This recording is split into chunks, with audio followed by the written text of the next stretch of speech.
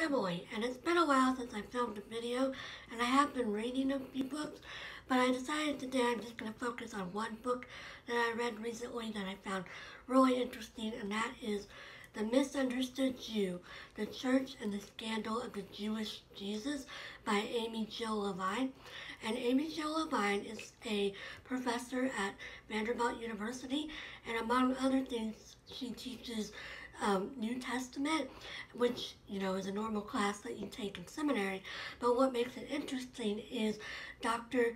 Levine is a Jewish woman, and she was born into a Jewish family, raised Jewish, and so she comes at the New Testament as from a perspective of Jesus being, as a historical figure, a particular person born in a particular time. And the reason I became interested in Dr. Levine's work is I lived in Nashville for a year, and I attended a talk she gave at a local church when I was up there, and it was going over some of the concepts that are covered in this book, and it was really fascinating. So I put this on my TBR way back in 2016, and I finally got around to it. So because Amy Jill Levine is interested as Jesus as a specific person, she opens the book discussing the era that Jesus lived in, around 3 or 4 AD is when he was born, and then he died, about 31 AD or around there. So she talks about how Jewish life in that time period would have been. She talks about the synagogues and how Jesus would have gone to those synagogues. She discusses the Jewish law, specifically because Jesus mentions that he did not come to abolish the law, but to fulfill it. And so she goes over some of the parts of this law, and she's just really interested in Jesus's upbringing and childhood and background. And she discusses things that he did and said that were related to Jewish traditions. Most notably, she talks about the Lord's Prayer, which of course is a prayer that most Christian denominations say every Sunday, but she talks about how pretty much every line in that prayer comes from a Jewish concept, and there's similar lines in the Jewish canon. So it's a really fascinating start to the book. And then after she talks about Jesus the person, she moves into what happened after Jesus ascended into heaven. She talks about how his followers were known as the Way at the start of their existence, and so there was sort of a debate going on between whether the Way was like a Jewish sect or whether it was its own kind of church, and this was shown by Peter versus Paul. Peter believed that the Way was a Jewish sect, and so people needed to be circumcised and needed to eat, kosher, whereas Paul believed that the Way was its own separate church, and so as they didn't have to abide by Jewish law anymore. So obviously Paul's perspective won, and Christians now no longer follow Jewish law. But so after that, she moves into sort of like more present day, and she talks about some of the stereotypes of Judaism that are perpetuated through theology schools and seminaries.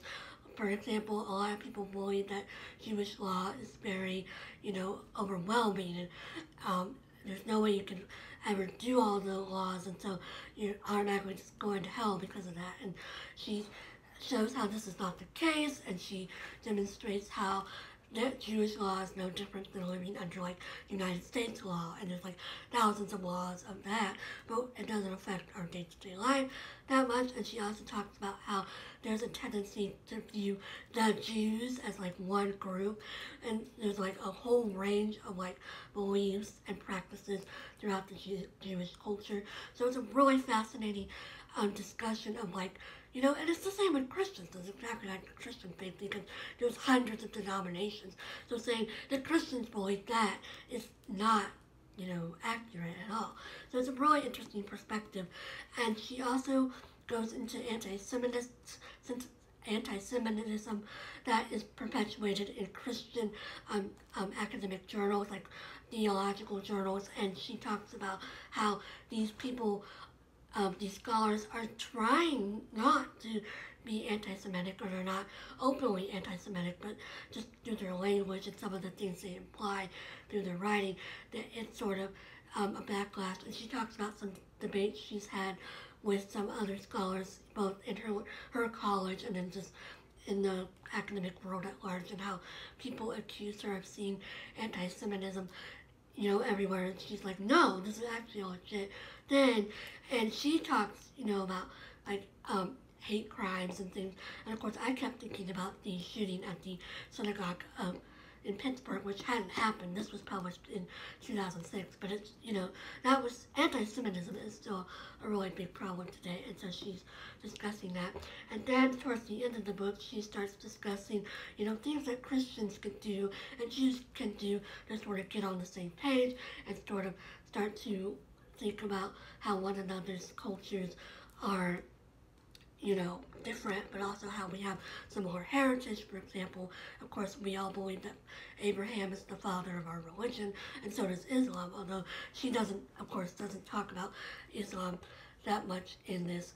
And another thing she mentions sort of towards the end of the book is how seminaries are trying to be like more open-minded and making their students study different religions. But she talks about how like there'll be a whole unit on Buddhism, which is a totally separate religion from Christianity, has nothing to do with the history of Christianity.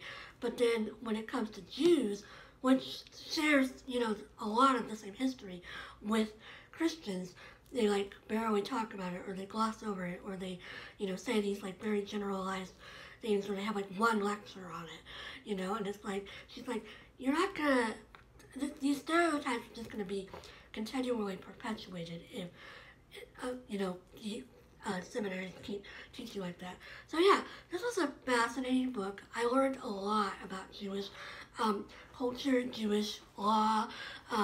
For example, I didn't really know, like, they use, obviously, the Torah, which is the first 5 chapters of what Christians would call the Old Testament. They also, obviously, they don't call the Old Testament because they only have the one Testament, but they call it Tanakh, I believe.